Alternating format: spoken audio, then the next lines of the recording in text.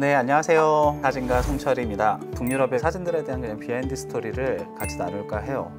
북유럽 같은 경우는 하루 종일 사람 한 번 못 볼 때가 있어요. 그 정도로 철저하게 좀 외롭고 고독함과의 싸움이거든요. 저 같은 경우도 혼자 있는 경험들을 해보면서 스스로에 대한 고민들, 자신에 대한 생각들에 더 집중할 수 있는 경험들이 생기는 것 같아요. 그래서 사진 작업을 하는 데 있어서 굉장히 큰 자양분이 되기는 해요. 그리고 풍경이 너무나도 아름답고요. 안전하다는 거.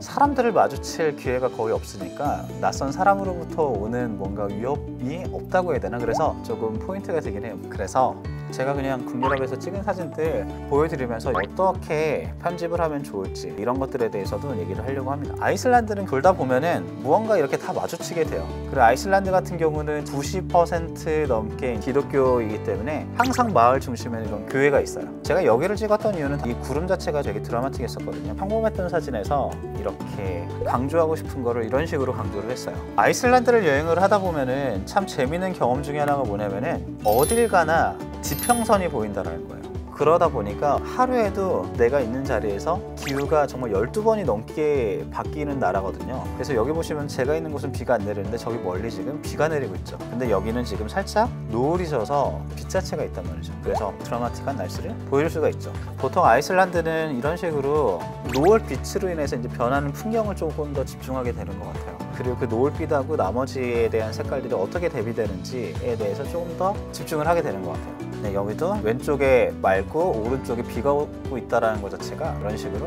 대비를 줄 수도 있습니다. 그래서 이제 아이슬란드 북쪽으로 넘어가게 되면은 더더욱이나 이제 이런 풍경들을 많이 보실 수가 있어요. 완전히 눈이 덮여 있고, 그리고 이 아이슬란드 북쪽은 정말 사람 구경하기가 힘들다라는 거. 그리고 특히나 아이슬란드는 화산이 활발하게 이루어지고 있기 때문에 호수나 무언가 웅덩이 같은 게 있으면 그게 유황이랑 같이 섞여 있는 경우가 굉장히 많아요. 그래서 계란 썩은 그런 냄새들도 나고 하는데 색 자체가 이렇게 청록빛을 띄어요. 그래서 호수는 약간 호수처럼 구름 디테일은 더 살아나게 되죠. 여기는 유명한 곳이죠. 불살롱이라고 하는데 여기 멀리 보면 빙하들이 있거든요. 거의 365일 눈이 내리는 곳이에요. 지금은 이제 많이 온난화가 진행이 돼서 눈이 여름 되면은 안 내릴 때도 있다고 하고 비가 내릴 때도 있다고 하는데 그 눈들이 쌓이고 얼음이 돼서 그 무게를 이기지 못하고 이 산을 타고 내려와서 바다로 빠져나가고 있어요. 얼음에 대한 밀도 자체가 굉장히 높다 보면은 파랑색을 띈다고 해요. 그래서 보통 바람이 안 불거면은 되게 잔잔하게 이렇게 있습니다.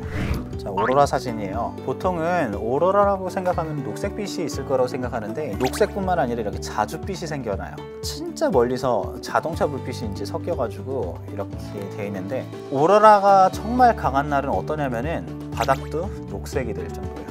오로라는 사실 거의 겨울 되면은 엄청 자주 뜨죠. 근데 항상 아이슬란드는 기후 자체에 대한 변화가 엄청 심해서 잘 볼 수 있는 게 좀 드물기는 해요. 그래서 이렇게 보여주면 됩니다.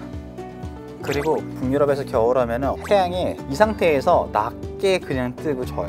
그러니까 빛에 대한 질감 자체가 낮에 찍어도 사실 좋을 수밖에 없어요. 우리나라 같은 경우는 이 블루 아워 타임 자체가 엄청 짧을 텐데 이런 시간이 굉장히 길어요. 노을 뜨는 시간이 이제 굉장히 빠르다 보니까. 네, 이제 여기는 페로제도예요. 인구 4만 명에 양들만 한 6만 마리, 5만 마리 있다고 하죠. 여기 자세히 보면은 어딘가에 뭐 칩 같은 거를 심어놨다고 해야 되나? 그 칩으로 인해서 누가 주인인지를 아는 거죠. 겨울에만 우리에 가둬놓고선 키우는 형태로 되어 있어요. 그래서 이렇게 어딜 가나 동물들이 돌아다닌다는 사실. 페로제도가 한국 사람들한테 유명해진 계기가 바로 여기 부분이죠. 핸드폰 광고에 이 풍경이 나왔다고 하더라고요. 그래서 이게 지금 호수인데 이 아래는 이제 바로 절벽이에요. 그래서 처음에는 호수하고 하늘하고 구분이 안 갔죠. 근데 지금은 조금 구분이 가죠. 그래서 여기 보시면은 진짜 뭐 펜스라든지 이런 게 전혀 없어요. 바람도 사람이 날아갈 정도로 치는데, 그래서 매년 죽는 사람들이 나타나죠. 네, 그리고 페로제도에는 스코틀랜드가 원래 주로 사는 소거든요. 굉장히 털이 이렇게 복실복실해요. 페로제도의 공항 근처에 호텔에서 이제 잡아먹으려고 식용이라고 하더라고요. 그래서 이제 마을 주민 얘기를 엄청 순하다고 하는데 차 유리창을 계속 불로 들이받더라고요. 조금 시겁했던 기억이 있습니다.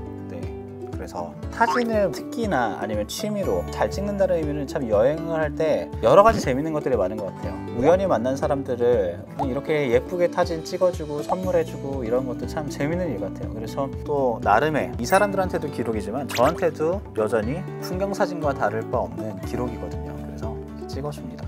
네, 그린란드 일루리사트라는 도시죠. 인구 4,000명 정도의 도시인데 그린란드에서는 한 세 번째로 큰 도시예요. 그리고 주요 관광 도시이기도 하고요. 그린란드 같은 경우는 여행하는 것 자체는 엄청 불편해요. 걸어서 이제 이동하는 시간들도 많다 보니까 그래도 그린란드 사람들도 겨울을 좋아한대요. 그래야 빨리 도시하고 도시 간을 넘어갈 때 눈썰매를 통해서 이동을 할 수 있고, 그리고 사냥 자체를 더 멀리 할 수 있으니까 그렇다고 하더라고요. 그리고 공항이랑 공항 이동할 때는 정말 진짜 이렇게 조그만 비행기 타요. 고속버스에서 환승하듯이 진짜 환승해요. 네, 그래서 비행기에서 찍게 되면은 그린란드 중앙 부분의 모습들도 볼 수가 있죠.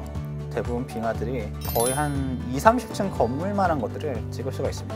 근데 실제로 빙하들이 계속해서 무너져 내리고 있는 거를 보면은 지구의 온난화가 심각하구나라는 거를 좀 느낄 수도 있고요. 근데 참 아이러니한 거는 오히려 그린란드 사람들은 살 수 있는 지역들이 넓어지니까 오히려 빙하가 녹는 거를 되게 반긴다고 하더라고요. 지금까지 오로라를 정말 많이 봤지만 그린란드 같은 경우는 맑을 때는 엄청 맑고 이래서 그래서 한번 오로라가 보이기 시작하면은 너무 선명하게 보이는 것이 또 그린란드예요. 이렇게 마을에서도 환한데도 볼 수가 있고. 근데 진짜 재밌는 사실이 뭔지 알아요? 밤 11시예요 9월 달이란 말이에요. 근데 아직도 노을빛이 남아있어요. 우리 한참 밤이었거든요. 백야가 끝나긴 끝났는데 여전히 그 빛이 남아있는 거죠. 그리고 우리나라에는 집집마다 다 자동차가 한 대씩 있듯이 그린란드도 집집마다 썰매개가 있어요. 그래서 많이 가지고 있을수록 부자예요. 자동차를 많이 가지고 있을수록 좀 부자인 듯이 그린란드도 그렇더라고요. 그리고 또 그린란드에서 빼놓을 수 없는 거 바로 술록고기인데, 집집마다 막 이렇게 술록을 이제 말려놓은 것도 있고, 술록 파는 작은 마켓인데 고기를 이렇게 분해해놓고 팔아서 비닐봉지 가져와서 거기다 그냥 조금씩 넣어주더라고요.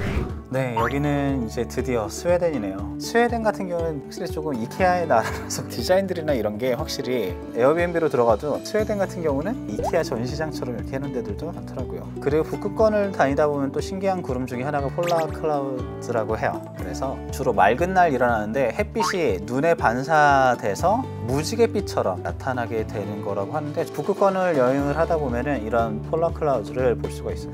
이거는 이제 노르웨이예요. 오슬로하고 가까운 좀 남쪽이었어요. 여기는 노르웨이는 정말 이런 호수들이 너무나도 많아요.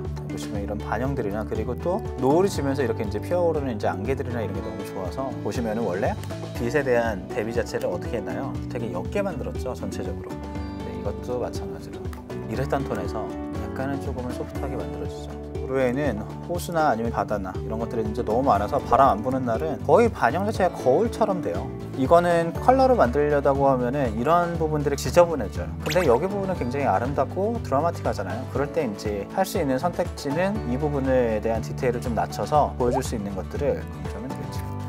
네.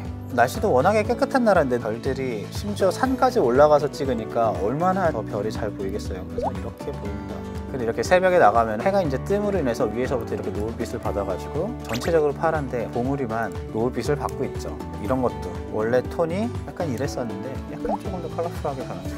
근데 이거는 이제 핀란드 주유소에서 우연찮게 만났던 강아지인데, 저는 이걸 흑백으로 만들어서 이런 식으로 약간 필름 느낌 나게도. 근데 지금 ISO 16000인데 노이즈 보면은 그렇게 눈에 거슬리지 않아요.